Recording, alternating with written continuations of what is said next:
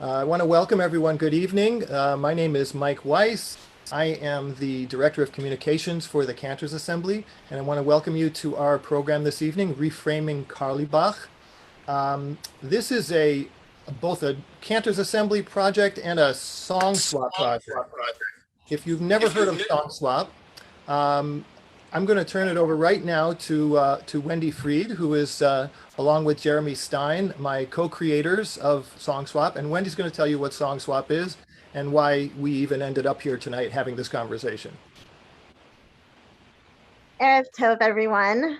My name is Wendy Fried, and I'm the cantor at Congregation Bethel in Norfolk, Virginia. I'm also one of the proud founders of Song Swap, along with the host of this program, along with the Cantors Assembly, and my friends Jeremy Stein and Mike Weiss. Song Swap is an ongoing series of webinars in which clergy, educators, song leaders, and lay service leaders come together to share their favorite melodies with the goal of enhancing our collective services. And each month we have a special guest or two, and then we open it up to all others to share their melodies. Recently, during COVID time, we also started to include sessions of healing and hope. And we asked Neshama to come and participate, and she blew us away. And afterwards, we couldn't wait to ask her to be our special guest. And it was clear how much she had contributed and how deeply touched people were by her song and by her performance. So we asked her, again, as I said, to be our special guest for the next Song Swap. This invitation led to a very sensitive conversation about her life, her trauma, and her hesitancy about participating. And when we asked her why, she said that she wasn't sure how she'd be received within our community. And I think I speak for the three of us when I say that probably naively, now that we know a little bit more, we were shocked to hear how much the sins of the father were coming to rest upon the daughter. And that was emotional, and it was professional. In all these ways, she was being affected very deeply. And so this discussion led to another and another, and is now, we are so happy to say, culminating in this incredible event. And although I say culminating, it's been a long road and a big project, and we have so many people to thank. But this is not the end of the discussion. This is just the beginning. And to speak to that, I will hand it over to my co-host, Jeremy Stein. Thank you, Wendy. I need to see the map. In promoting this event, we received a wide range of reactions. Many people were grateful that we were having this dialogue, addressing an issue that they have grappled with themselves, while others were troubled, either rushing to condemn Shlomo Carlebach and his work as irredeemable and worthy of full censure, and those who were virulently critical of this conversation rushing to his defense. And we want to make it clear from the beginning that we are here tonight not to sway anyone's opinion in any direction or even to come to our own singular conclusion. We are here to grapple with the often volatile issue of whether one can balance the positive and destructive elements of an individual. Our main focus this evening is on the life and work of Shlomo Carlebach, and simply, is it appropriate to sing his music in our services, but can also be applied more broadly to many other prominent figures who have made tremendously positive contributions, but whose legacies have been tainted by the negative impact they have had and trauma they have caused. Tonight's conversation is not meant to be the final word on the subject, but rather an opening of what we hope will be an ongoing, nuanced, respectful dialogue. And we are so happy and honored to have such a distinguished group of panelists who can speak with their expertise from a wide range of areas. Now, before we get started, I want to talk about a couple of ground rules that we're going to have for tonight. One of those ground rules is that, with the exception of this question that I'm about to ask everyone, we're not going to be allowing the chat to be open in any way except to chat to the hosts. Right now, the chat is open, however, and I would like to ask you all, those who wish, to answer the following question, which is that we really want to know, we want to hear from you. What is your interest in this program tonight? Are you somebody who loves the music of Shlomo Carlebach, but is disturbed by the allegations against him? Are you yourself potentially a survivor of sexual abuse in some form, and this is a very important issue to you? Maybe you're a clergy person who has to make decisions about music at your shul, in your community, and this is a very relevant issue. Just tell us for a second what it is that attracts you to this. And while people are putting those, while you're putting those things in the chat, I'm going to go on and give a couple of ground rules and let you know what's going to happen now. We are going to start with a conversation with Neshama Carlebach. I don't know if it was obvious when I said Neshama who I was talking about, so I thought I'd say that again. We're going to have a conversation. We're going to then move into a panel discussion. The conversations will last about 10 minutes. Then we'll have a panel discussion that will last for approximately 60 minutes. And then we're going to follow that with Q&A. And what we're going to do for the Q&A, we're going to ask that you send your questions to either myself, Mike Weiss, Jeremy Fried, or Jeremy Stein. And we will all, did I say Jeremy Fried? You guys, you seem so much alike. I mean, we've been spending so much time together. This is just like a song swap. To me, to Wendy, or to Jeremy. And we will then screen the questions, make sure that there's not a whole lot of duplication, and make sure that everything's appropriate. We will then pass them on to our moderator for the evening, who is Dr. Mark Kligman.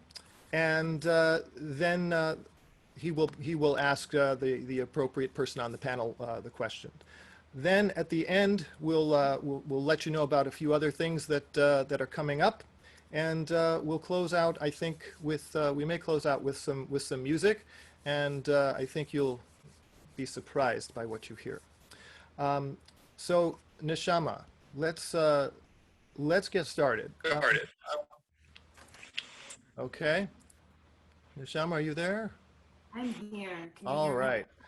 So we've known each other since before Song Swap. Our kids went to school together for a couple of years, and we got to know each other that way. And that's how I ended up bringing you into the Song Swap world. You've been very vocal the past few years about this topic and about your father. But the Lilith article came out in 1998. So I think a lot of people would be interested in hearing from you about what took you so long to address this issue publicly. Thank you, Mike. And thank you, all of you, for being here today. I hope you can hear me. Zoom is so awkward. So I've had a very emotional day leading up to this. And so those of you who know me know that I in general love to speak from my heart. I've actually written some comments, and I hope that you know that I am still speaking from my heart through these words. So, my father died in 1994. I had just turned 20 years old. I took over his work, his shows, one day after the Shloshim, because my family had bills to pay.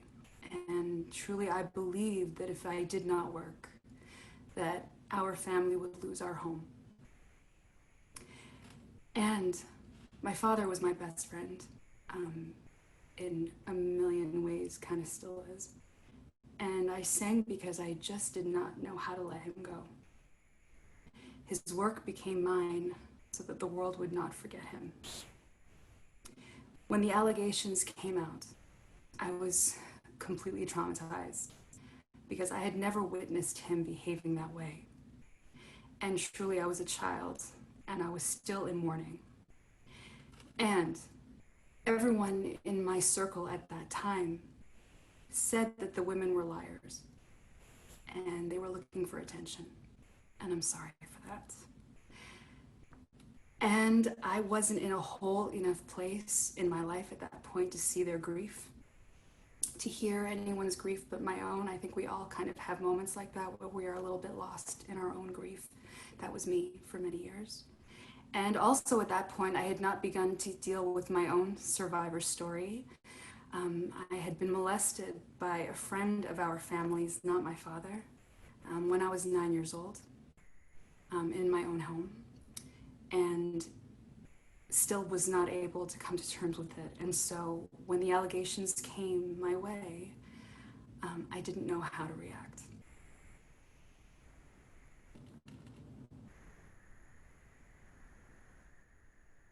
Are you okay? Yeah, I'm unmuted.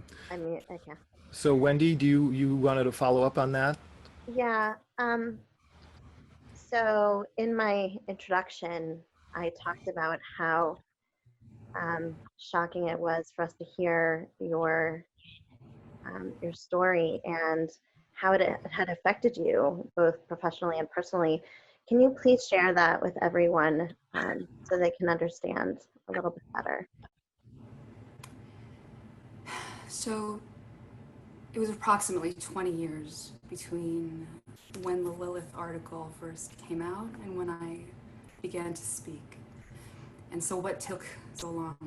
I ask myself, I'm still pondering. When I ended my first marriage, a series of unfortunate events estranged me not only from the group of friends, my community, my ex-husband, but from the Orthodox world that I had known. And then I began to look for a new Jewish community. It was a couple of years, actually, between the time that I got divorced and the time that I actually walked into shul, which was incredibly heartbreaking for me. And as I was searching, I became aware of a new community, not new, but new to me, of the liberal Jews. And when I connected at the URJ Biennial and with, I don't know, just very, very lucky, beautiful encounters, what I found was a community of women, and I'm totally gonna cry, who sing. And until then, I had not had any female colleagues because I was one of the first Orthodox women of my generation to sing for a mixed audience. I was very much alone. I was very much hunted. I was very much put down. And when I found these women, and a lot of you are on this call, my sisters, you changed me. And not only did you change me because I found you, you showed me that I should be proud to be a woman, that I was worthy, that I was whole, that I was loved, that I was fierce, that I was a warrior, for real, not just in my own dreams. When the allegations resurfaced, as the Me Too movement truly began, I saw the women through a different lens and finally heard their pain because I was seeing myself through a different lens and was finally acknowledging my own. And at that point, I knew that it was time for me to stand with my sisters, even if that meant standing opposite my father, my closest person, my muse. I chose my sisters. And once I did, I was able to speak.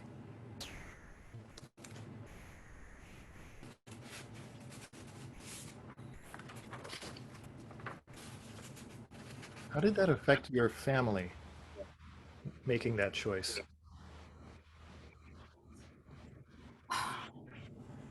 So my family, it's been a complicated time in my family.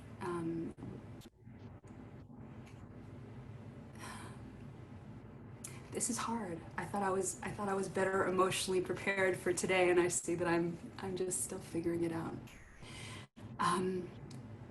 My family and I all struggled because I did not jump to my father's defense, and could not and will not. And even more than my family and the tumultuousness that existed there, personally, I ripped myself in half, trying to digest what I was now learning about my father. And I began to call everyone in the world that I could to get clarity, all the while wishing that I could just confront him myself. Then, as the Jewish world became engaged in the Me Too conversation, not only was my father the target, but his music, as you all know since you're here, was banned by synagogues and organizations around the world. So beyond the personal, beyond my family, this change had one clear effect, and that was that my career of 25 years ended. The shows that I had booked were canceled. My friends and colleagues apologized that they just couldn't have my name in their institutions. It wasn't even about content. It was my name. And then, for the first time in over 20 years, my phone stopped ringing, and I was not welcome anymore in places that once welcomed me, my voice, my presence, with a lot of love. I realized at that time how connected I was with my father, and how I held on to him with all that I was, and really how afraid I was to say goodbye to him, even after all those years. And I saw for the very first time that if people had seen me as an extension of him, well, you were right. I had not been brave enough to stand alone, to see him as a real complicated person. And I was not strong enough to define myself in his absence. And this moment, in the end, brought me the most clear vision of my life so far until then. Thank you, Neshama. And now, is that what brought you to release a new recording? And how did you know that that's what you needed to do? I had no idea that that's what I needed to do. I still don't know what I need to do, Jeremy. I'm still figuring it out. So once I realized that my career was over, once I realized that my father was gone, once I realized that maybe that was okay, and once I realized that I was worthy, because I stood beside my sisters and we were all very worthy, I began to speak publicly and in writing about my feelings and my realizations. I'm proud to share that I am writing a book, and I intend to share my experiences in a deeper and more thorough way, even than I have so far. After I stopped being terrified that I was never going to sing again, I connected with the composer extraordinaire Beth Stiles, and with Jackie Tepper, who is my new beloved business manager, business partner, look at me. Together we sat in a room and we composed a new vision through song and lyrics for nearly a year. It was a new anthem for me, a new moment for me. Our recording, Believe, was released in 2019. And not only was it met with love and support, thank you all very, very much, we were also nominated for 4 Independent Music Awards, and our title track, Believe, actually won, which I must tell you, I'm still kind of in shock. Amazing to win something. I know now the value of pain and the value of being able to look inside, fall apart, and then stand up again. What began as the greatest moment of loss in my life, I now see as a gift. As I was able to rise, and in the rising, and in the burning up, I was able to find my real voice. I feel blessed that the Cantors Assembly has been moved to create this incredible event, and so grateful that so many hundreds of people from all over the world are here joining us in this complex conversation at this very moment.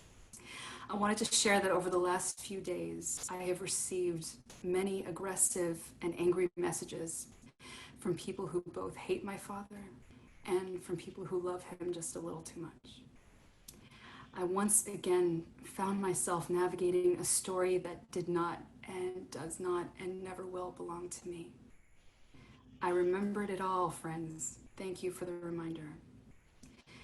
In this time of pandemic and racism and brokenness and global despair, I hope as we speak through this painful content tonight together that we will find a new moment and that we can open our hearts in a new way. Thank you all so much for being here. Amen. Thank you, Neshama. Thank you. We are going now to move to the panel discussion portion of our evening, which is going to be moderated by Dr. Mark Kligman, who is the Mickey Katz Endowed Chair in Jewish Music and the director of the Lowell Milken Fund for American Jewish Music at UCLA. Mark, the floor is yours, if you're here. Hello, yes, I hope you can hear me. Yes. Good evening to everyone, Erev Tov, and thank you so much, Neshama. We look forward to continuing this dialogue in a very meaningful way. Rabbi Shlomo Carlebach is one of the most influential individuals in Jewish life during the last half of the 20th century. He wrote thousands of melodies. Dozens have been part of Jewish life across denominations. Reb Shlomo connected thousands of Jews to Judaism with love, uplifting their souls.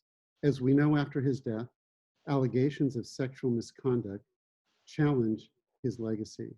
For clergy, congregants, and for all Jews, the challenge is, can we separate the good from the serious challenges of sexual misconduct during this Me Too movement? How do we respect the past and enact social justice? We have a wonderfully unique panel this evening with clergy, a mental health professional, an academic, and of course, along with Neshama Carlebach. Our format's going to be 3 different rounds of questions, where I will pose a question to each of the panelists, and we will hear their response. And after this dialogue, we will then answer your questions. So at this time, we ask you to provide your questions to the moderator, and we hope that we can get to them. We're so glad that so many of you are here with us. And as you'll hear, we really have intent to have this to be an ongoing dialogue. So to start, as I introduce each of the panelists, they will introduce their professional position and also their connection to the work of Rabbi Shlomo Carlebach and the Me Too movement. First, I'd like to call upon Hazzanim Gerald Cohen. Thank you, Mark. I am Gerald Cohen. I am the cantor for more than 30 years at my congregation Shari Tikva in Scarsdale. I also teach at the Jewish Theological Seminary and Hebrew Union College cantorial schools, and I am composer of synagogue and concert music. I need to answer this first question by telling the story of what happened at my congregation a couple of years ago. I'll have to abridge it quite a bit, and I'll do my best to keep it short. We, like most congregations, use Carlebach's melodies quite a bit in our services, though perhaps somewhat less than some other congregations. When the Me Too movement started in late 2017, the issue of the accusations against Carlebach, which of course were out there, but which I am embarrassed to say most of us just avoided addressing, at that point we felt we had to address them. And when in January 2018, we read about Central Synagogue's decision to take a year's hiatus from using Carlebach's melodies, we pretty much immediately called a meeting of the ritual committee to decide whether we should take similar steps. This meeting was very emotional, very difficult, and very thoughtful. There were indeed quite a few who had not heard the charges before, and those who were very familiar with them. Some felt that you should be able to separate the music from the actions of the creator, the music's creator. Many of those who responded that way were also those who had a powerful spiritual connection, often from early in their lives, to singing Carlebach's melodies. And then on the other hand, there were those who, now knowing what Shlomo Carlebach had done, felt that they could never be in our synagogue and hear his melodies without feeling discomfort and disgust. One woman who was a survivor of abuse asked how we, as a congregation, how we could sing melodies which bring pain for some of our members rather than the spiritual uplift we seek in synagogue. We made the decision, and I think it was generally well agreed upon, to take a year's hiatus and explain it to the larger community. At the next Shabbat service, the rabbi and I spoke about the situation and our decision, and again, the discussion was emotional and important. However, one other clear aspect of the conversation that was very interesting is that most people had no idea which were indeed the Carlebach melodies in our service. I assume that other cantors had the similar experience. Though, of course, they knew the melodies themselves. So I sort of had to go through a list. I would sing, the ha, new, and they said, oh gosh, that one too? So anyway, we did the year's hiatus of not singing Carlebach's melodies. And taking the hiatus had some unexpected, actually quite good consequences. For one thing, it just drove home the fact that most congregants are not all aware that much of the music we sing in the service was composed in the last 100 or the last 40 years, and that almost all of it has an actual composer. So this is sort of separate from the issue of the charges. It was a great lesson in bringing awareness to the simple fact that melodies are written by people, imperfect people. And as a result, I did a presentation on the history of congregational melodies, both at my synagogue and at several others. We also in that year made a conscious effort to learn new melodies for some of the liturgy for which we most often sang Carlebach melodies, and had a class about the new melodies, and I wrote some new melodies myself for those parts of the service. And it did bring up some very emotional but very meaningful conversations in the congregation about Me Too, and also about the deep emotions and associations brought up by beloved melodies in general. At the end of the year, we had some more difficult and emotional discussions, and I think the end of the year in some ways was even more difficult for us, as we talked about whether to end the ban or the temporary hiatus on Carlebach's melodies. Several families strongly felt that our duty as a congregation that cared about social action and that cared about the struggles of victims of abuse, they felt that our action should be to ban Carlebach's melodies permanently. Others felt that we had taken enough positive action by the year's hiatus, something which, as far as I know, not many conservative synagogues did. And many did strongly miss the melodies as part of their spiritual experience.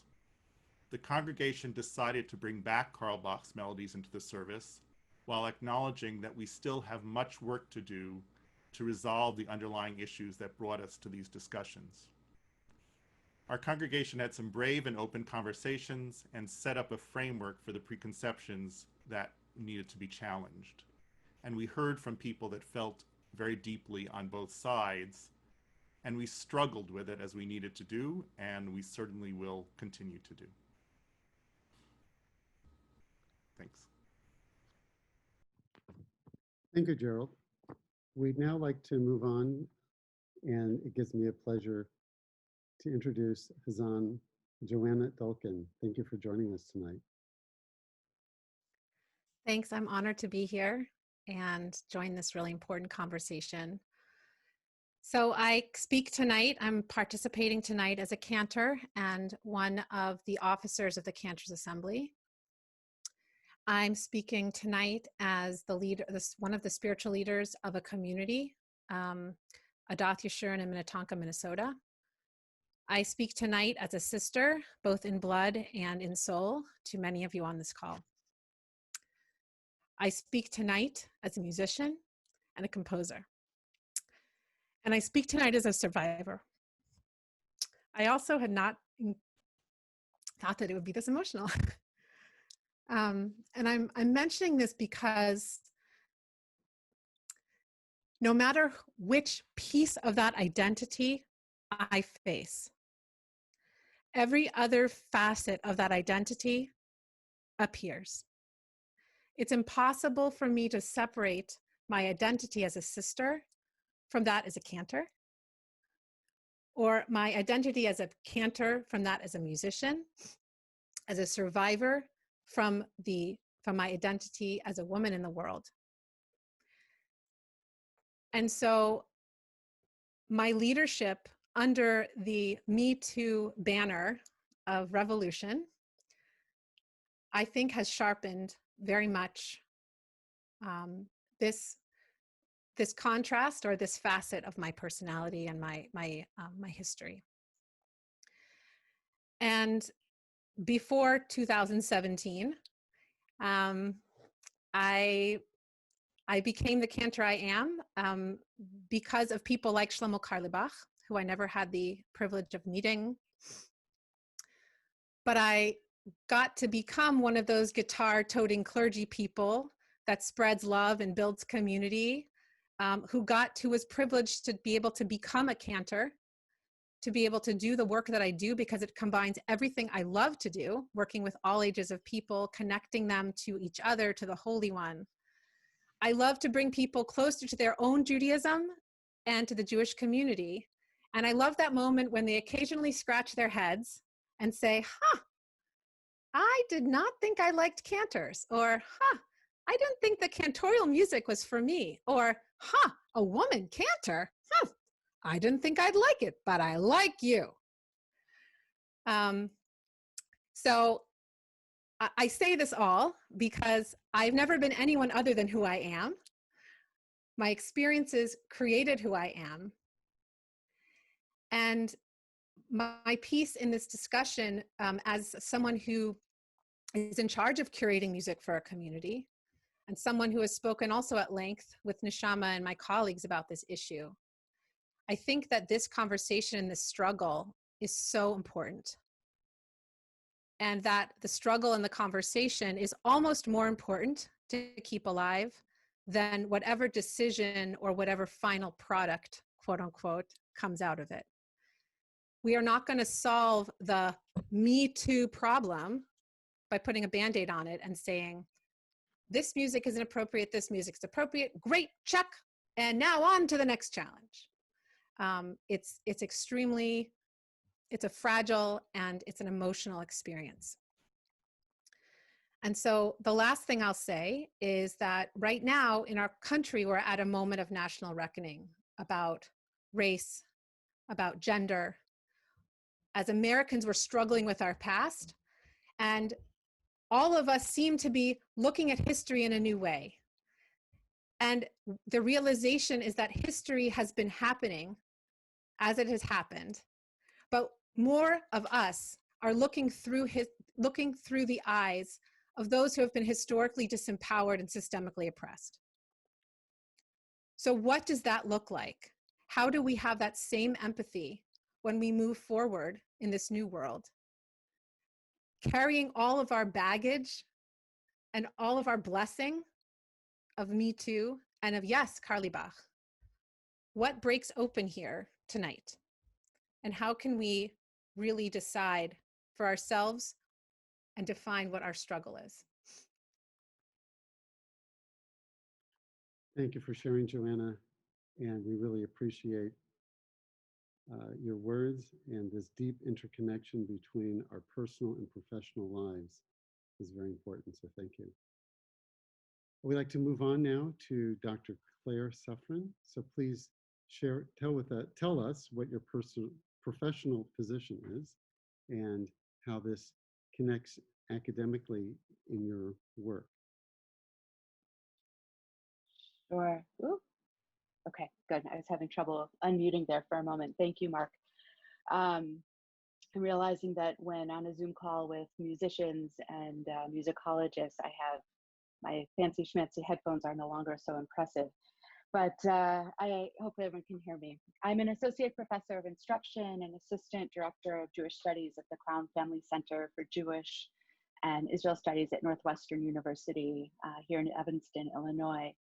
My teaching and my research are in the area of modern Jewish thought and theology, but I'm here tonight to speak as sort of something of a parallel voice about some of my recent experiences. I am the co-editor of a volume that will be published in just a couple of weeks called The New Jewish Canon, which includes excerpts of about 80 pieces of nonfiction Jewish writing from the period 1980 through 2015. And a little later in the conversation, I'm going to speak about the choice that my co-editor and I made to include work by men who, in the context of the Me Too movement, were accused of sexually harassing or abusing women. And then the way that our choice has been received in the past couple of months, in some ways very negatively, even though the book is not out yet. So thank you. Thank you, Claire.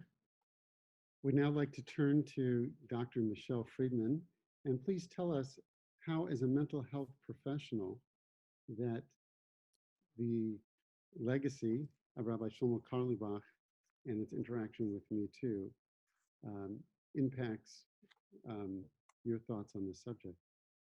Thank you very much for this opportunity to speak and to this great panel and appreciative audience. So about me, so I'm a psychiatrist and psychoanalyst in New York City, and I've been in private practice since 1982.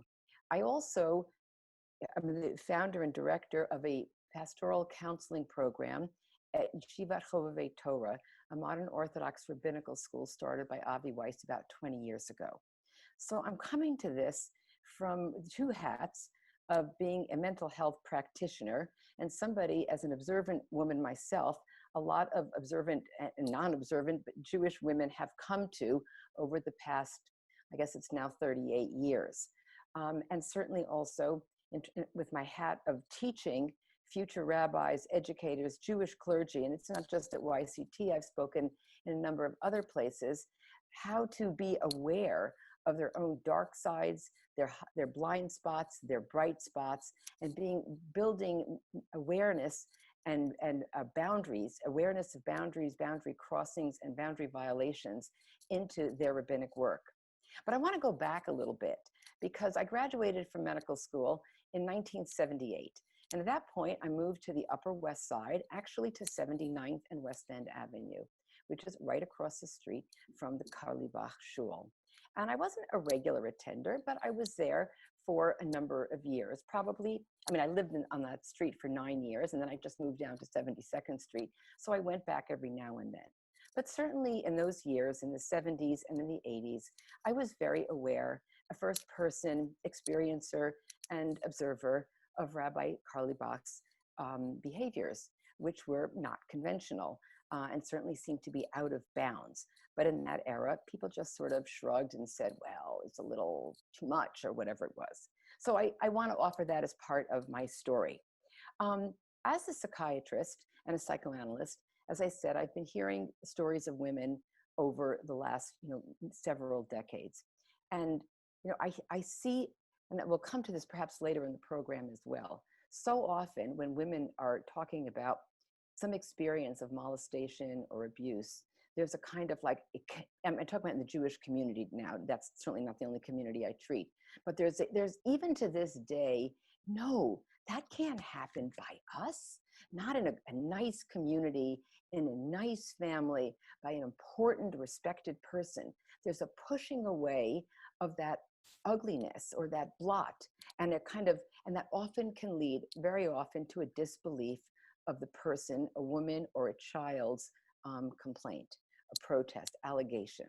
So that's something I've certainly seen a great deal. And the vicissitudes, the aftermath of sexual abuse, molestation, and most often by people that these women know, people who have access to vulnerable folks, whether it's parents or teachers or rabbis or other trusted people. That's really common.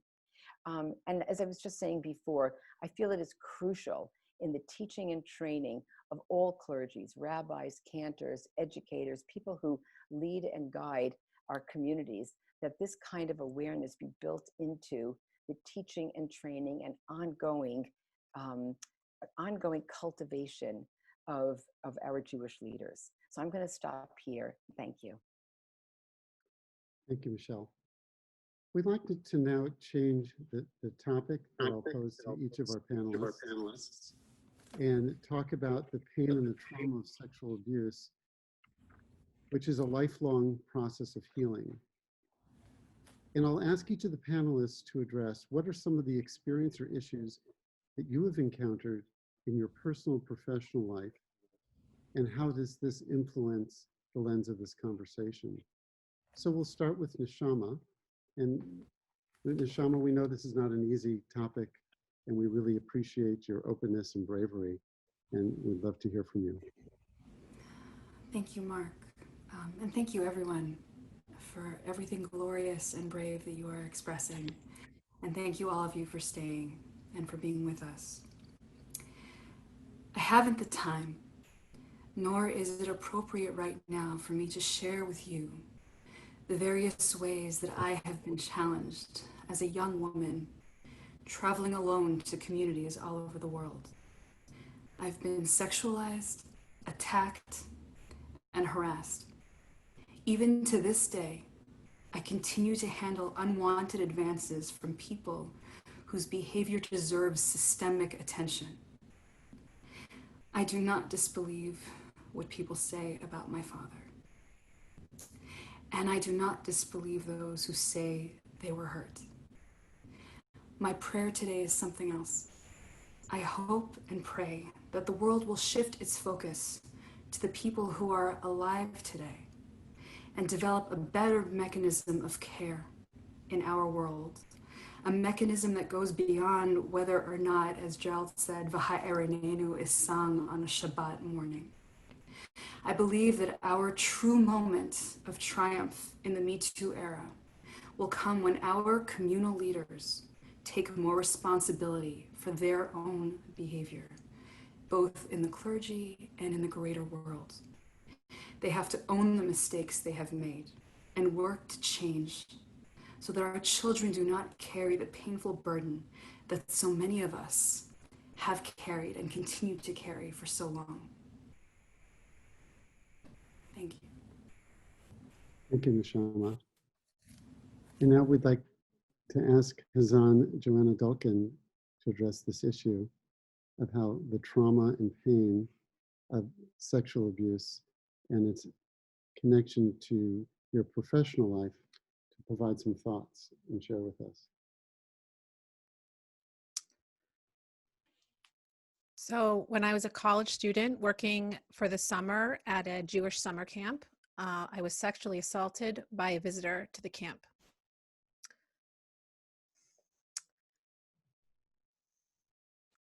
This experience fundamentally changed me as a person.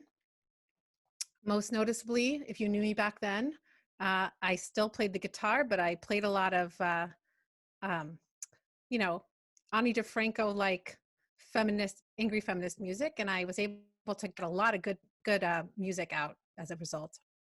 I also went to therapy, and I did all the things I was supposed to do as a good Jewish girl. I was awakened as a feminist. I became active in women's issues. I marched to take back the night. I was, and I still am, determined to call myself a survivor, not a victim. And yet, I can't say that it's as pervasive as my friend Neshama, but I have experienced harassment as well in my professional position. I have been underestimated. I have been condescended to. I have been spoken to in such a way that presumes intimacy when there is none. I have been one of the guys, so that things were said around me because I was one of the guys. In other words, I had made it. And therefore, I would now be privy to hearing things that were inappropriate. So, as I said, I had an awakening as a result of my trauma, and I believe now that it's part of my calling as a clergy person and a leader to continue to amplify the voices of people like me.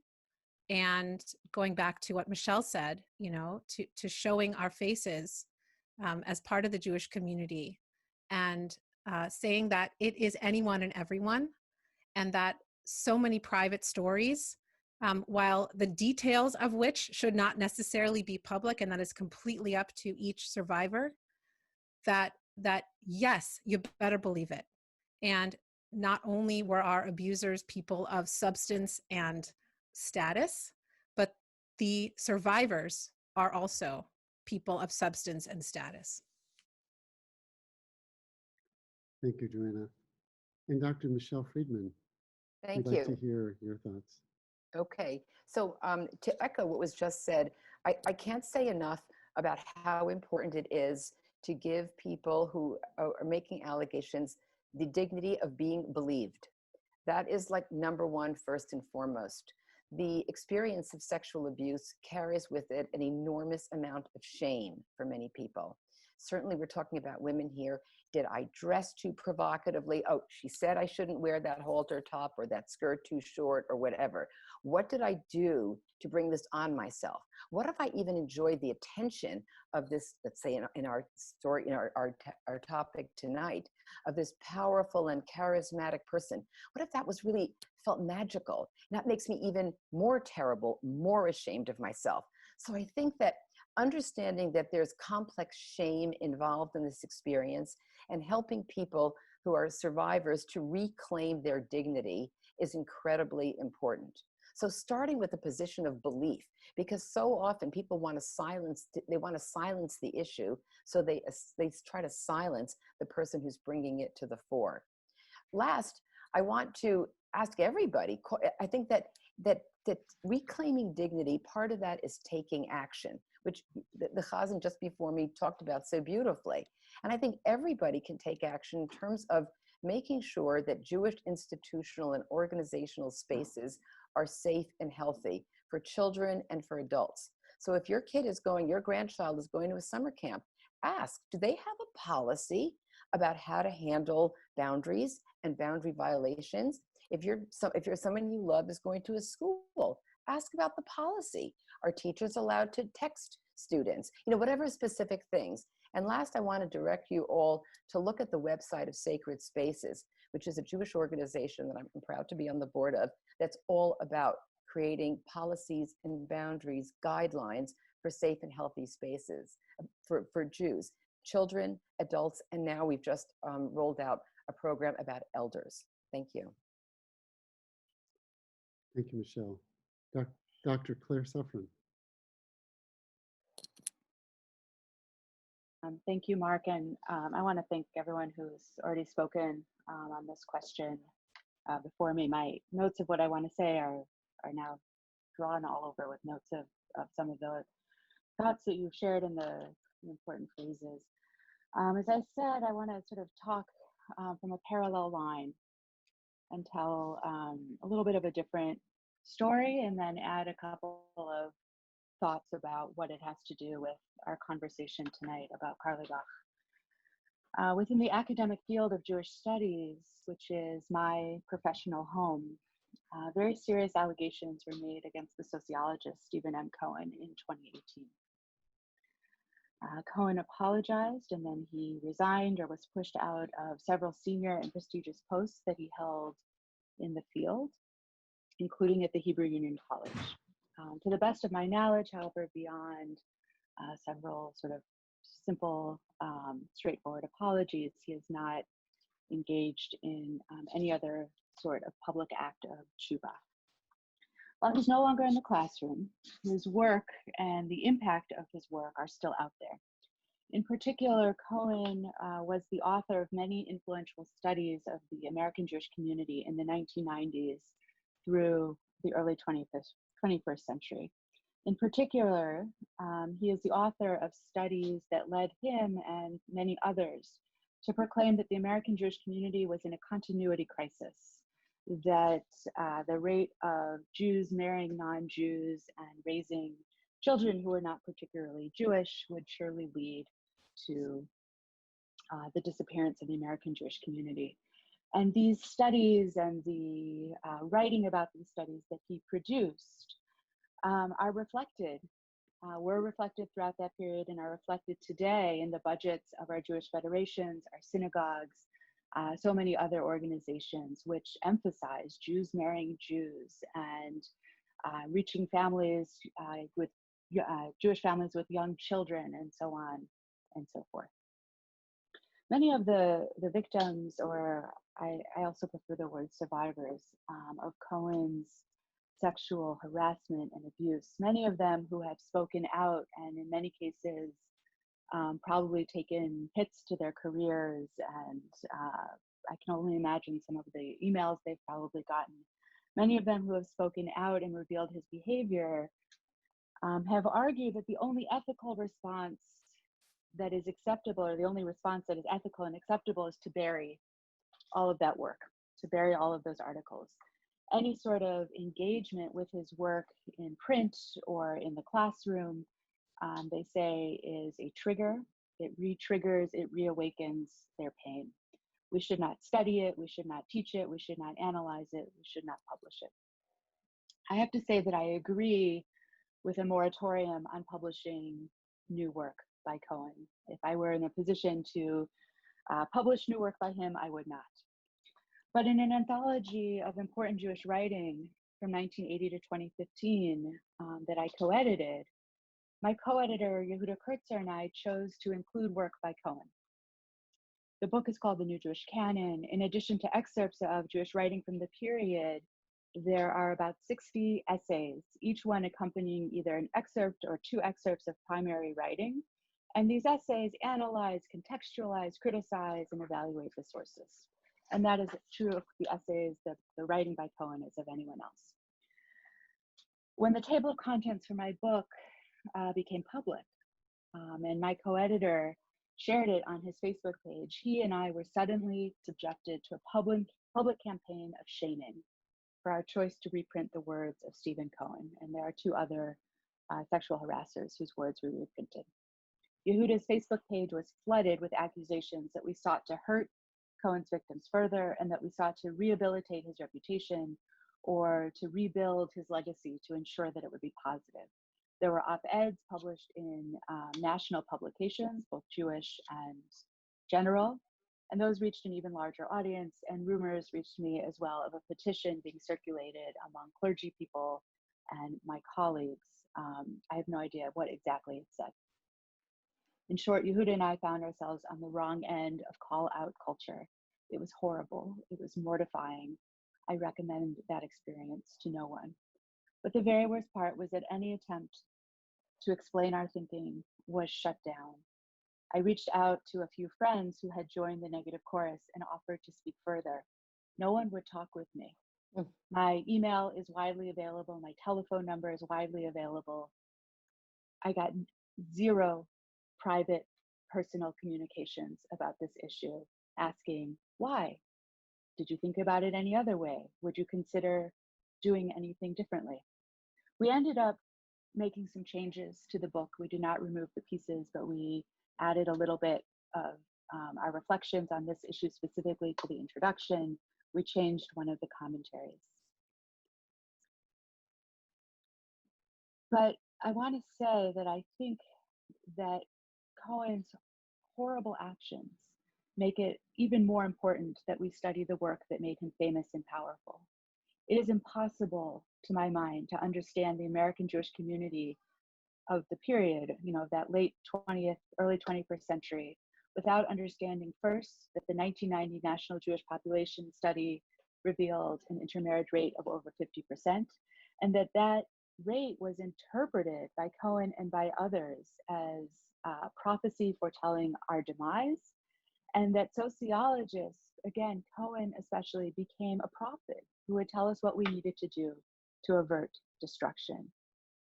If we bury Cohen's work, we lose not only the fact that that argument was so central to that period of American Jewish life, we lose the chance to talk about why was he so influential? Who was paying for these studies that produced these results?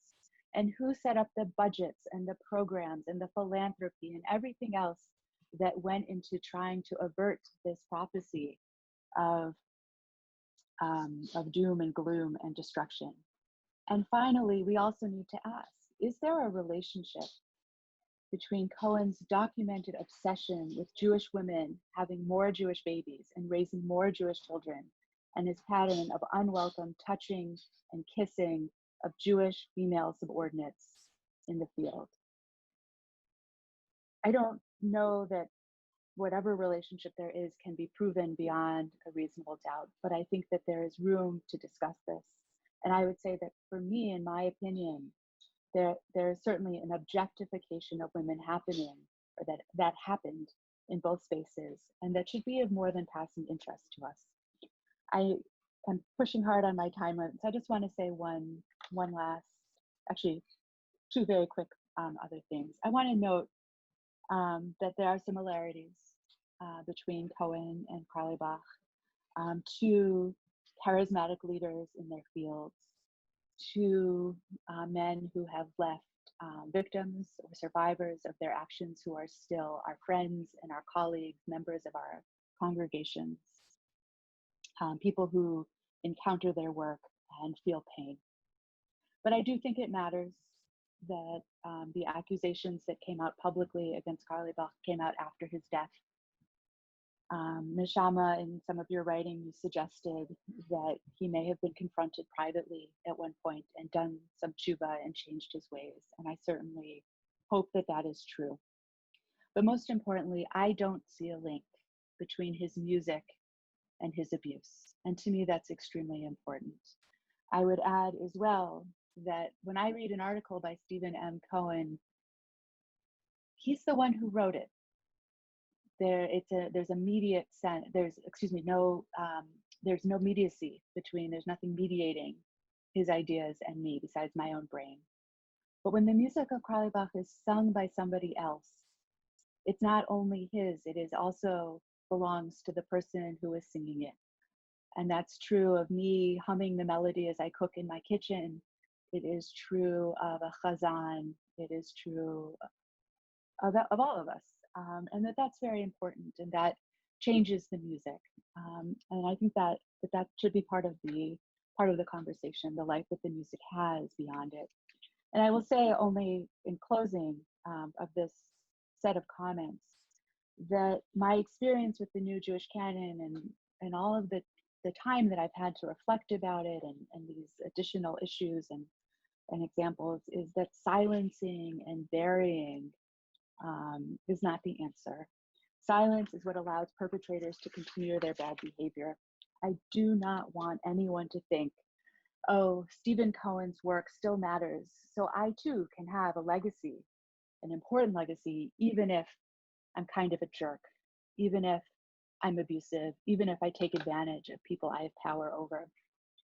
But I do want his work to be read, to be understood in its context, and to be a jumping off point for talking about what we expect of our mentors, our leaders, our professionals, so that this imaginary young person can say, Stephen Cohen was an important sociologist in the history of American Judaism.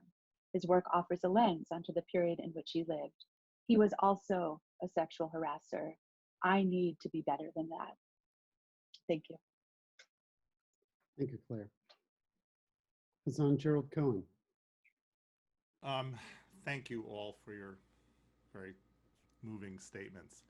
I guess I just want to give a slightly different perspective. This is since I'm the only male on the panel, besides Mark as the moderator. This is what I learned and what I felt in 2017-18 as the Me Too movement unfolded. I knew of many women and some men who had suffered abuse in one way or another. But what was so striking for me, as the many stories of Me Too were told, is that for me as a white, straight, cis male, for me, how different my experience was of moving around in the world, especially in my young years compared to young women, was from pretty much all women, all people of color, all gay people, all trans people. I really just did not have that same experience of life. I did not experience harassment. I did not have to worry about all the time about how I would be treated in everyday situations. And so as a result of Me Too and Black Lives Matter and other movements, my sensitivity has been even more increased. I have become more aware of my privilege in that way, of being able to move through the world in that way. And that I really know that I need to be mindful of it as compared to the experiences of so many other beloved human beings. This, of course, continues to be a very raw discussion. The most important thing for me is to learn constantly to be a better listener and to hear the voices of all, especially of those who are survivors and people who are in distress. I also just found it so striking at the time of Me Too that it took the Me Too movement to rouse synagogues into discussing this question, here again specifically of Carlebach, that like in so many other spheres of life and about so many other men who abused in their positions of power, that we pushed aside the allegations for so many years and just did not address them. We know now that we must address them. We know now we must continue to struggle with those issues, and I hope that I will continue to struggle with them. Thank you. Thank you, Gerald. And for our last and third round of questions to each of the panelists, just before I say the question, I just want to let everyone know that we still want to hear your questions and comments, which we'll get to shortly. So some of our panelists have already spoke to this question, but we want to address it. And that is really what is the legacy and the issue that we need to deal with. So we'd like each of the panelists to answer the following question. What is your approach to the work of Rabbi Shlomo Carlebach in terms of his music legacy? Is it all or nothing, or are there nuances that we should consider? So please, we'd like to begin with Neshama Carlebach. Thank you, Mark, and thank you all of you. Claire, I'm so moved by everything you shared. Thank you so much. I wanted to share a story that happened to me. It was early 2018, so it had been several months between when the allegations surfaced and my professional life collapsed. And I wanted to go to shul. And so I was alone, and I went to Romamu here in New York, a place of great depth and meaning for me. And I was sitting in shul, and I was really suffering internally. Will they sing some of our songs, my family's songs? Will it be gone? How will I feel? You know, I have a million feelings. I was literally in the very depth of my own process. And then suddenly I turned, there was a tap on my shoulder. I should say, at that point, there was no Carlebach shared. And a tap on my shoulder, and someone literally pulled me out of my row to talk to me in the back of the shul, and she said, I just want you to know how painful it is for me to see you here tonight. Because seeing you is so triggering for me, and especially right now, as I'm talking to you and I'm hearing this song written by your father. And I was so taken aback, and I said, first of all, this is not my song. First of all, he did not write this one. Second of all, I'm sorry for your pain, but it does not belong to me. And then I left, and I didn't go to shul again for a very long time. But then, as I was leaving that night, I realized that my father truly created a genre. And just as Gerald said before, most people wouldn't be able to tell the difference between a Shlomo song and a Joey Weisenberg special. Is the trigger all minor songs in 3? No, because then we're all in trouble. Are we in so much pain that it all sounds the same? Is everything a source of suffering? I wanted to take a moment before we move on, just to give some love to the cantors of the Cantors Assembly, and just in general, cantors, song leaders. You are more than just singers, and I hope that everyone on this call understands. Cantors are meant to lift our souls and connect us to each other. Of all the things we have to be mindful of today, masks, distance, not touching, not hugging. Our songs should have the power to set us free, shouldn't they? Given the danger of communal singing right now, we need to hear and trust in our cantors almost more than ever. My prayer and my hope is that whatever you sing, may you feel the love within your own voice. May you feel the trust and the hold and the love coming to you from all of us. May you feel uplifted, rejuvenated, and connected to the greatest source of love, because that is who you are. Thank you so much. Thank you, Neshama. Gerald, would you like to add more than you've, I'm sure you would, but please add more to what you've already said regarding the nuances of this very difficult challenge. Just a short remark. First of all, thank you for what you just said, Neshama. And I certainly had that experience of people in my synagogue asking, so if we don't recognize the Carlebach songs, how do we vet? And of course, we can't vet every song that comes. Is this a composer that's a good person and a bad person? And so that's one of the things that makes it very complicated. It's not, of course, all simply about Carlebach. And as your question is, that there are a lot of nuances for us to consider. His life and music is one example of so many that have come up in the last few years. And some nuances that I see are that we can't condemn people if they're not perfect, as none of us are. But at the same time, we cannot sweep abusive behavior under the rug as it was for so many years. As far as Carlebach's music, we've brought it back to our synagogue.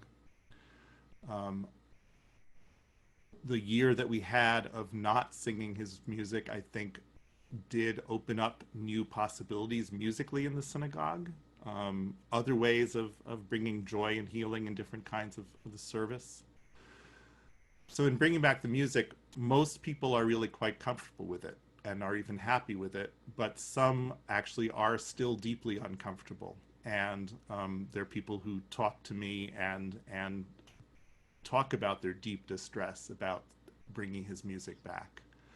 I don't yet know the best way to address that. It's still a work in progress for me and for our community, and I think for all of us. Thanks. Thank you, Gerald. And to Claire, you in many ways have already addressed this issue of nuance, but I'm sure there's more that you'd like to add, and we'd love to hear. Sure, thank you. I want to actually maybe go in a slightly different direction and just, we've been talking today mostly about one individual. I brought in a second, but about individuals for the last 20 some years, or even just for the last 3 or 4 years, we have been wringing our hands over what to do with the musical legacy of Shlomo Carlebach. But there are countless, I'm going to sound like such a pessimist, but unfortunately, there are countless sexual predators in our society who have not been publicly exposed. I look at the book I edited and I think, who else might be an abuser? What else will come out in time?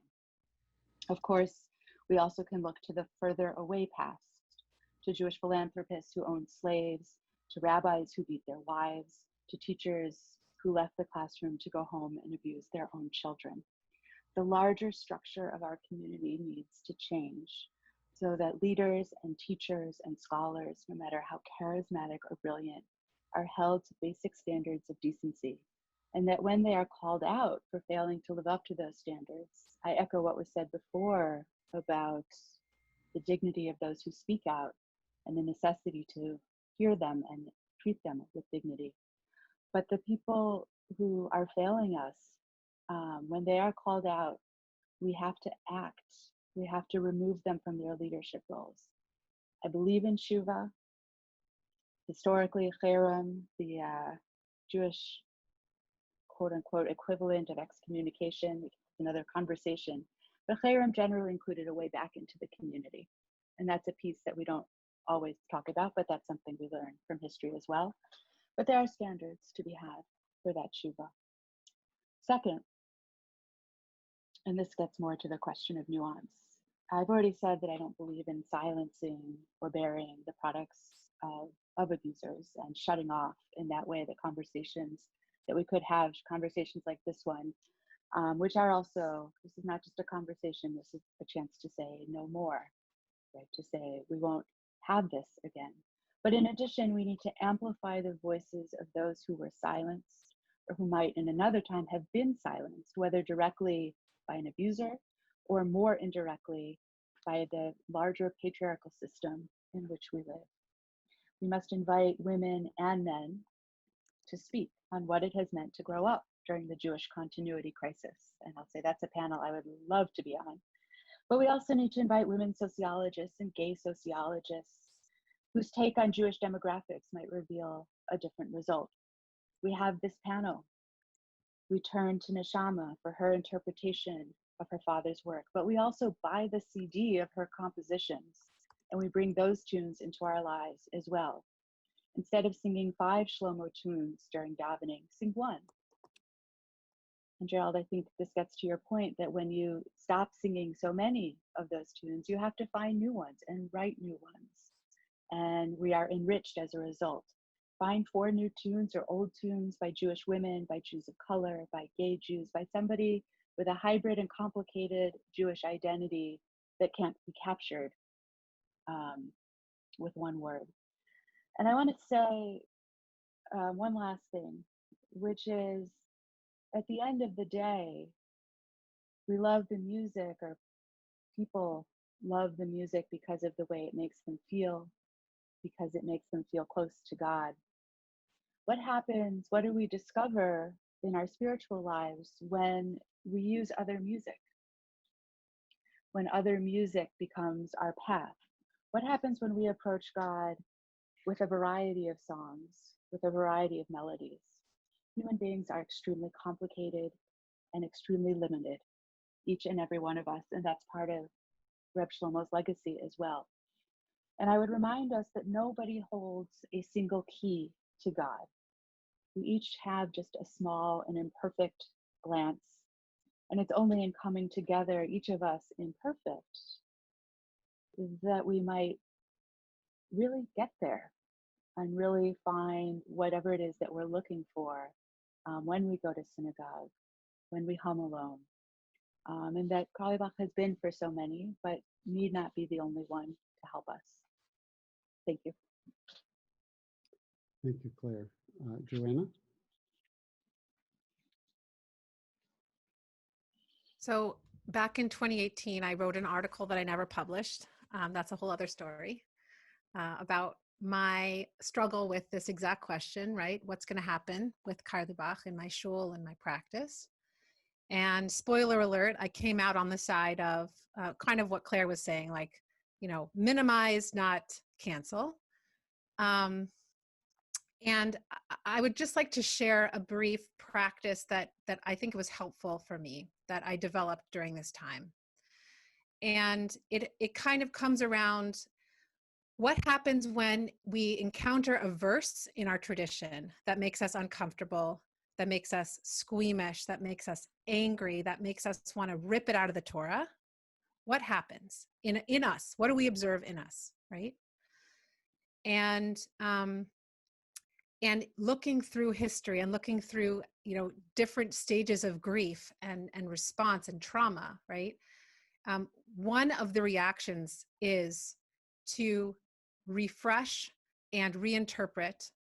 And in many cases, the rabbis interpret their ways out of really problematic texts. So it's not the text itself, it's the interpretation. And so what does that teach us? It teaches us that it is possible to separate the messenger from the message, and that when that message is coming out of someone else's mouth, there is a potential for tikkun and a potential for change. So this is the practice. When coming to this particular music, ask yourself, to what extent does this music come alive in me? How does this music live in me as the prayer leader, as the curator of music for this congregation? When I sing the music myself, what do I notice arising in my body and my mind and my breath and my spirit? Is there a way that I can claim this music or claim this feeling or channel this? Is it positive? Is it negative? What is it? Is this something that I want to bring into my community? Not the music itself, but what it arises within me as I am singing it, as it comes through me, right, as part of the davening. And the question is that the tikkun can come. Where does the tikkun come from? Does it come from that internal struggle and this practice that we engage in? Or does it come from maybe your outward actions? And maybe it seems like it's about the music, but it's actually about systemic misogyny. It seems like it's about the music, but it's actually about my own experience with sexual assault. And so it's complicated. And so I just want to say that I love that the topic of this is called Reframing Carlebach, because that allows us to each take, right? It's a little ironic. We're all in our little Zoom frames. We're framed, all of us together, right?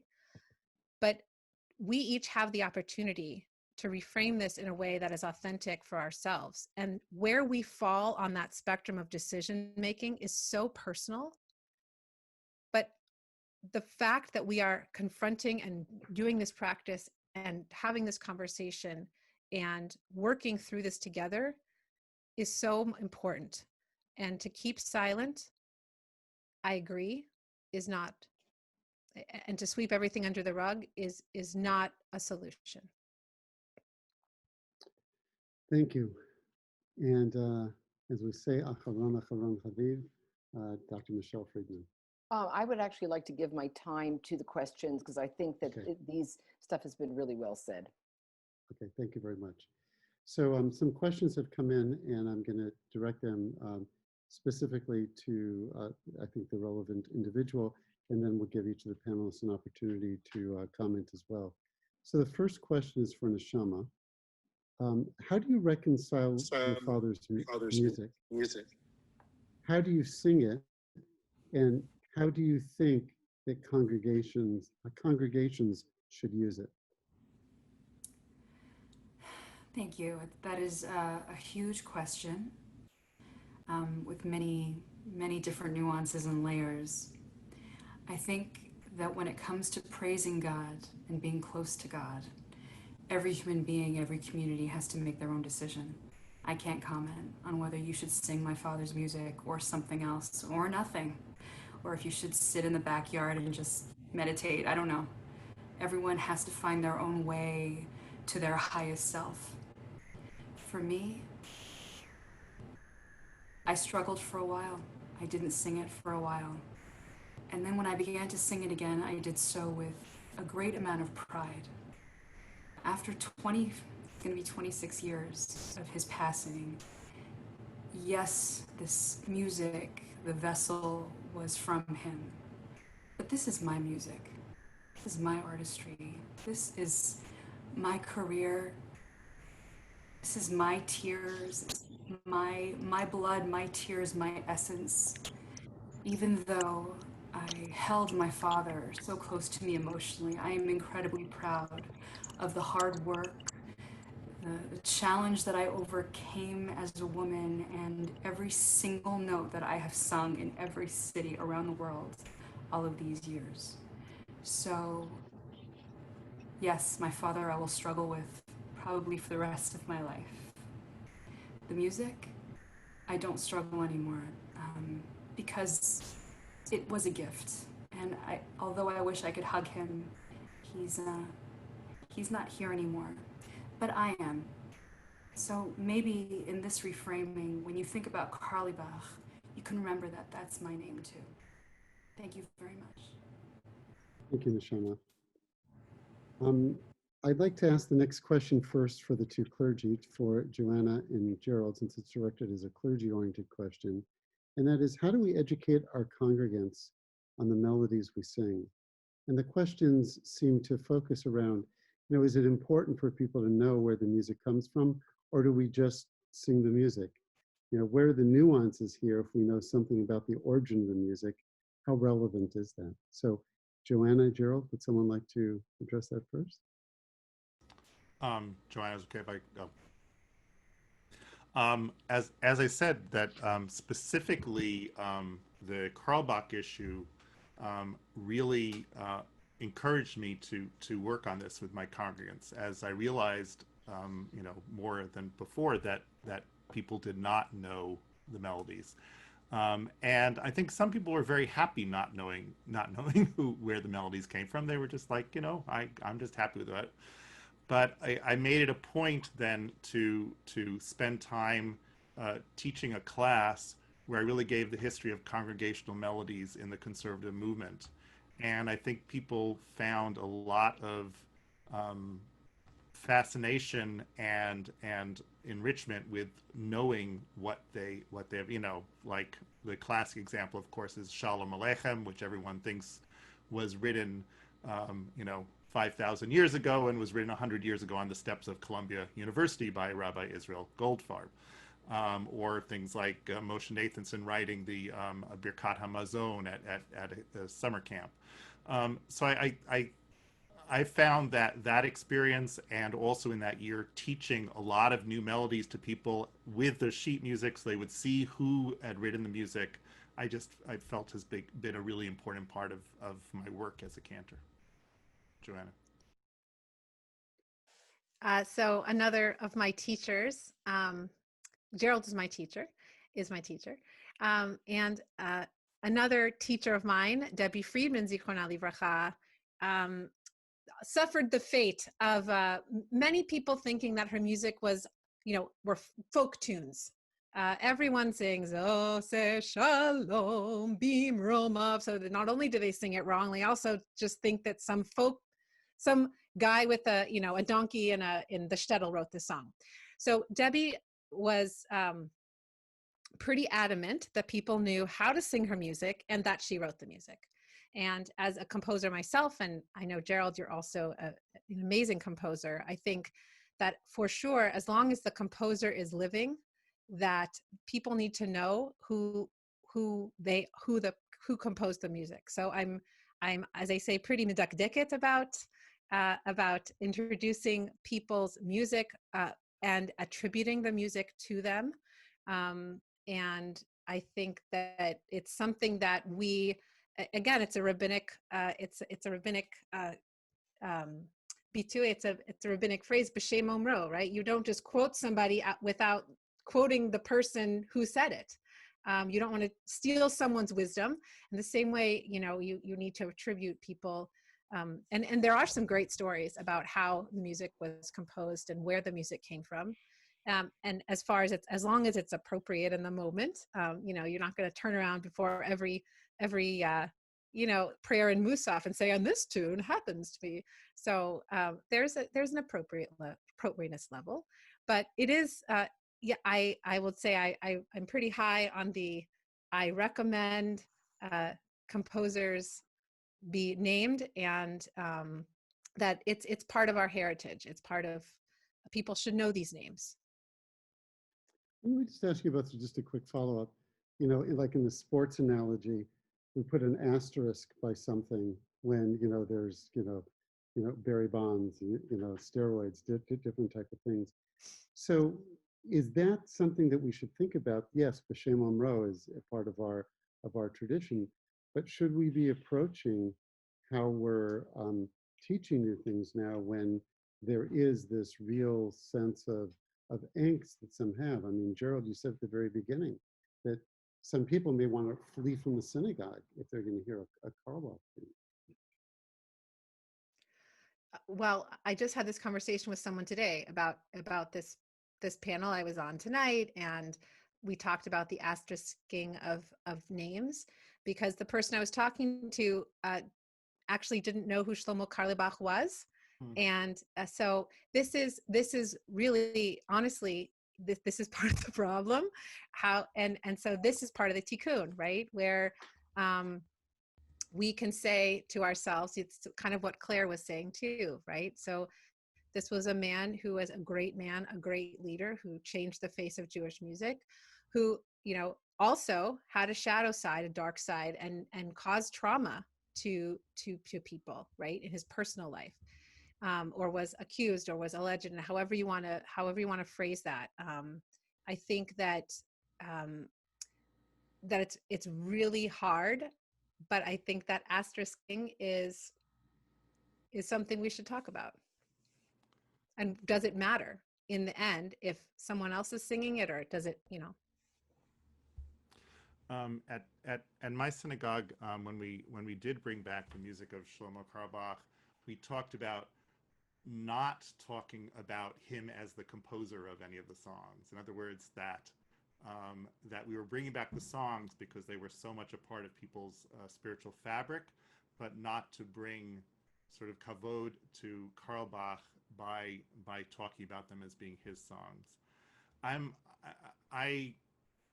don't know, we haven't been completely consistent about that, and I guess I'm not completely sure that makes sense, but it's something that was talked about. I don't think it's a simple answer, as with most of the things we're discussing tonight. So that's just our experience. Thank you.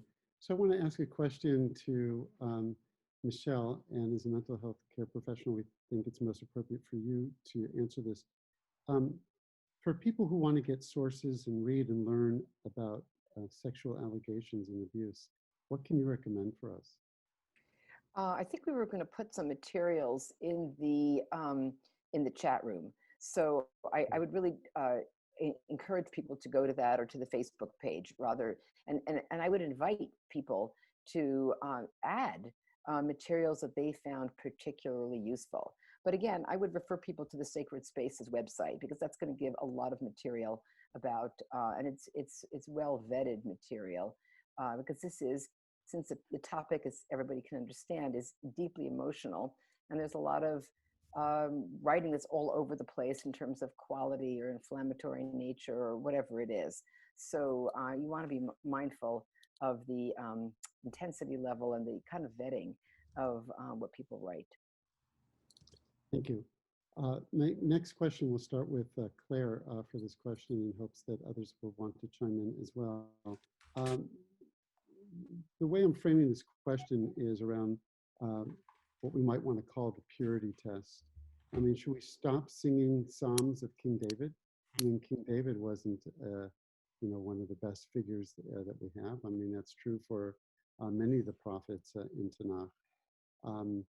A number of people have sent in messages relating some of these questions in the purity test to Richard Wagner. Richard Wagner's music. Richard Wagner wrote treatises on anti-Semitism. His music was played during the atrocities during the Holocaust. Now, taking it to the present, we as Americans are really looking at our history differently, taking down monuments of important figures in the history of our country in America. So how much do we need to go through this sense of purity test for the things that we're holding and reifying in our practice as Jews? Sorry for a small question, Claire. No problem. I have a real small answer. No, I'm just kidding. I think I guess I'll go back a little bit to something I said earlier, which is one of the questions that I would ask of anyone from King David to a contemporary is, was this particular poem or psalm or prayer or piece of music or whatever, was it written in connection in some way with the behavior, the specific behavior that I condemn? So I talked earlier about sort of Cohen, and maybe that I see a potential link in the objectification of women.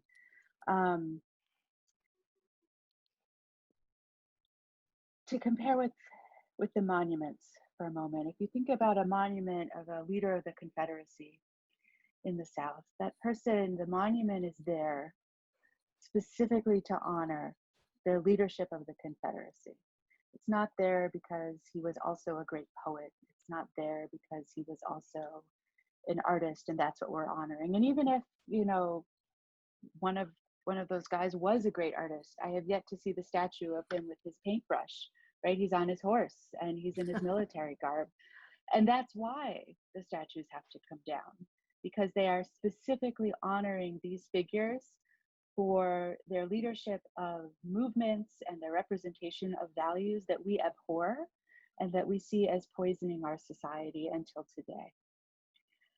With the Psalms, or with anything, any of the beautiful writing that we have that is credited to King David,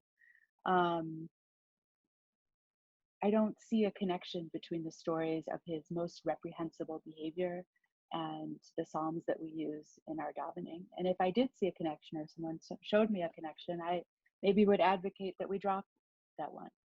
And I think we still tell this story, but we tell, you know, I'm grateful that when I first studied the books of Samuel, where King David appears, I was in 7th and 8th grade, and my teachers didn't skip the chapters about Bathsheba, which they certainly could have, and said, this is not appropriate.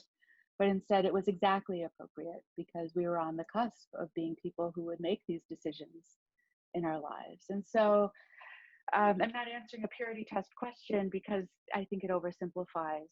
And I think that we receive our historical figures and the art that they produced.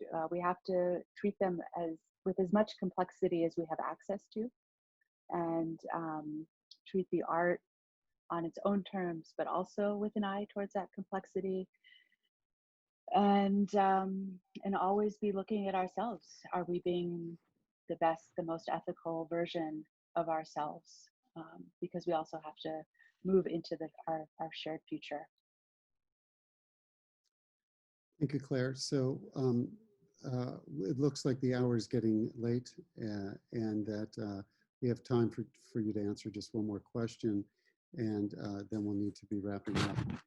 So this last question is first directed towards Neshama. Not at Neshama, but towards Neshama. And I would like to ask everyone else maybe to make a final comment on this particular point. So we'll start with Neshama. As organizers of this panel, we really took flack for using words such as alleged and harm that may have been done. And the question really stands with, how do we balance the aspect of standing with survivors and also accepting language that says that we don't? How do we live in that space of that gray? That is a very holy question. I believe that we are people of the gray. And I believe that if we want to be offended and insulted, we will always find a reason, even when the language is absolutely perfect, which it will never be. The fact is, even though it was swirling around my father's life, particularly in the last decade plus, this didn't come up. It came up now. And here we are without him, without his answers. And here, you know, who was left holding it was me. I've held my father's legacy with incredible pride. And even now, I feel proud to stand here, even though holding it puts me very much in the gray, because I'm holding all sides. You know, Mark, there were even people who believed that I was a predator because, sorry, did I lose everybody? Okay, I'm back. There were people who, you know, we were talking before, who may not know who my father was, and they think that I wrote these songs. And so when they hear that the songs are banned, there were people who attacked me for being a predator, hunter of young girls, very much in the gray. So I don't have an answer to that, but I do believe that the swinging of the pendulum so wildly from either total adoration to cancellation, I don't think that those extremes are working either. So how do we hold it? We work. You know, we are a people of great substance and great strength and wisdom. And I think that we're up for it if our task is to try to find a way through, to find peace, to find balance, and to try to remember that each one of us is in pain and is triggered by one thing or another pretty much all the time. And I hope that that answered the question, but I will just say in closing that when I decided that I was able to love and not love my father, that it wasn't one or the other, I personally, within my own heart, within my own life, found a peace that I'd never known before. Because sometimes it's all true. Every word of it, every part of it, every extreme, it's all true. Thank you. Thank you, Neshama. I think that's a very fitting way for us to end our portion of this program. And my very special thanks to you, Neshama, for opening us up to this dialogue, and to all of our participants, Hazzanim Joanna Dulkin, to Hazzanim Gerald Cohen, to Dr. Michelle Friedman, and Dr. Claire Sulkin. We really thank you all for being a part of this conversation. Excuse me, Claire Sufrin, not Sulkin. I'm sorry that I said that incorrectly, Claire. And I just wanted to say that this is incredibly thoughtful. There's been a lot of wonderful dialogue and a lot for us to think about. And I'll turn this now back over to our organizers, to Mike, Wendy, and Jeremy. Thank you so much. And thank you, Mark. Thank you so much for being here and for shepherding us through an extremely difficult conversation that I think we really only scratched the surface of. Honestly, I think we really just got started. Yeah. But what I want to tell you a little bit about before we wrap up is that we are here as Song Swap.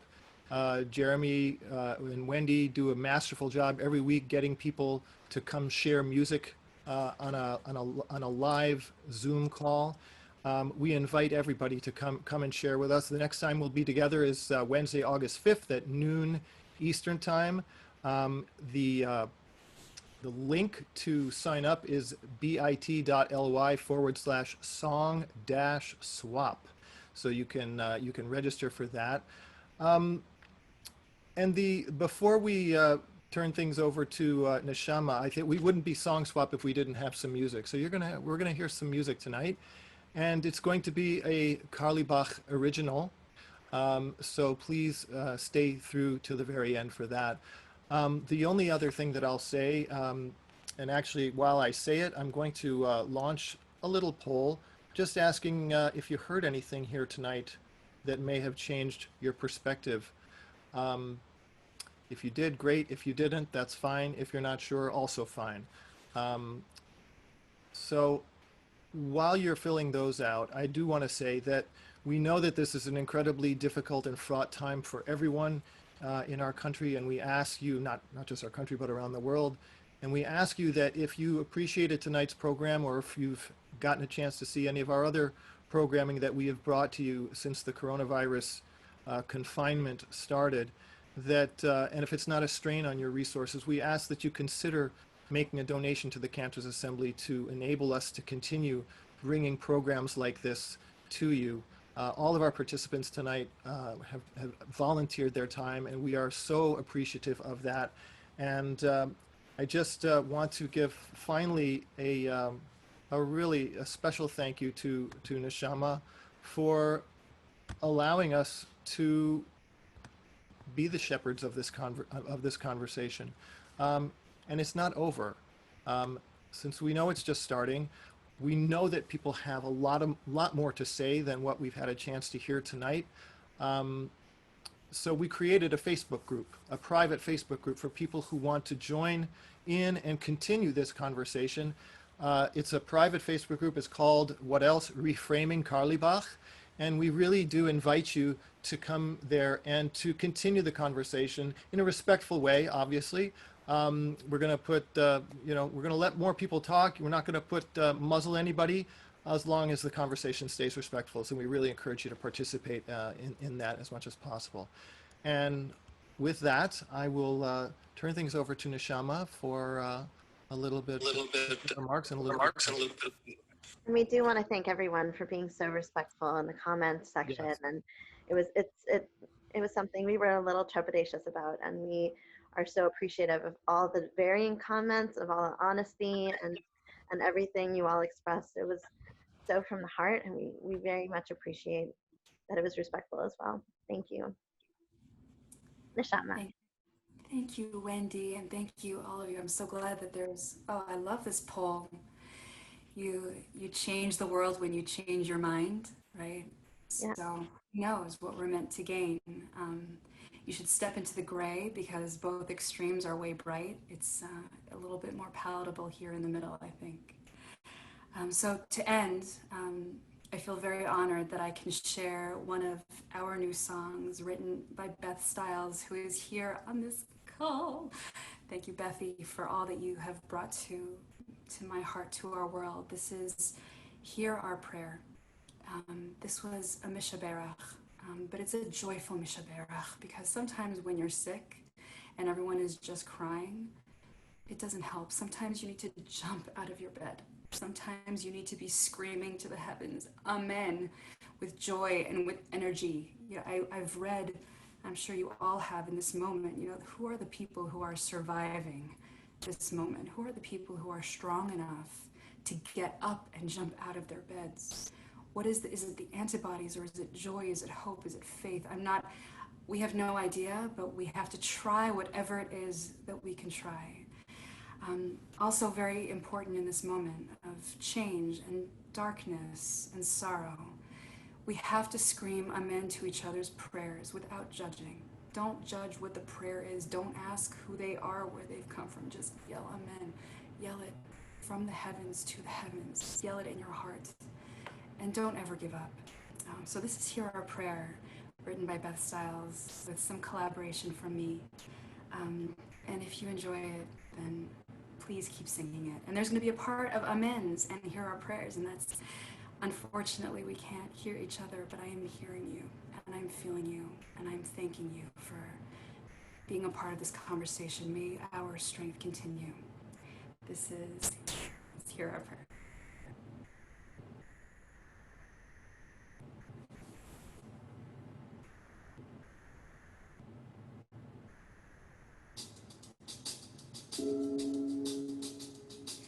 May we be blessed. Oh, hear our prayer. May we be known. May we be heard. Please hear our prayer.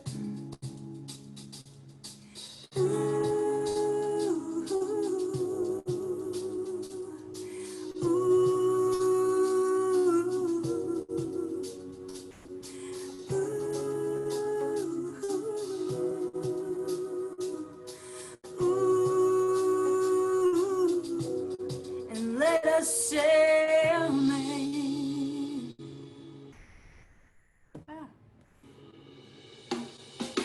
May we be blessed. May we be blessed. Please hear our prayer. May we be known. May we be heard. Please hear our prayer. May the source of life, who bless the ones before us, heal us now. Bring us healing light to shine upon us all. Heal us now, and let us say amen. Amen. Amen. Amen. And let us say amen. Amen. Amen.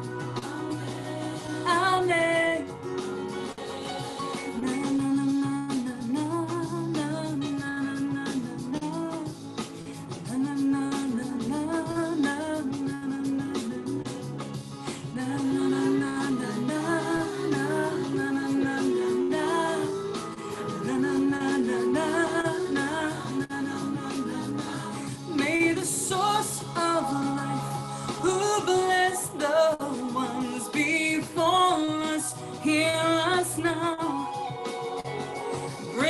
unveiling light to shine upon us. Oh, heal us now.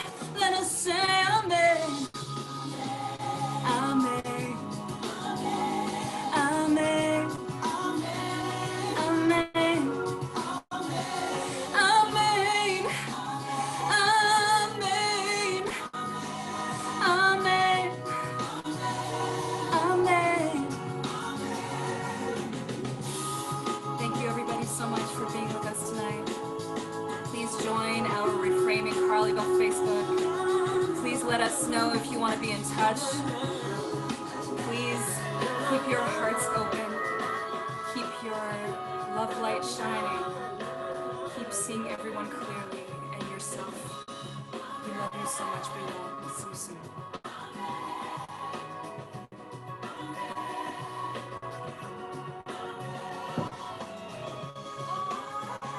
Thanks, everybody. Have a great night. Have a great night. Have a great holiday, and be safe. Thank you, everyone. Thanks to our panel. You guys are amazing. Thank you, Neshama. We love you so much. Thank you.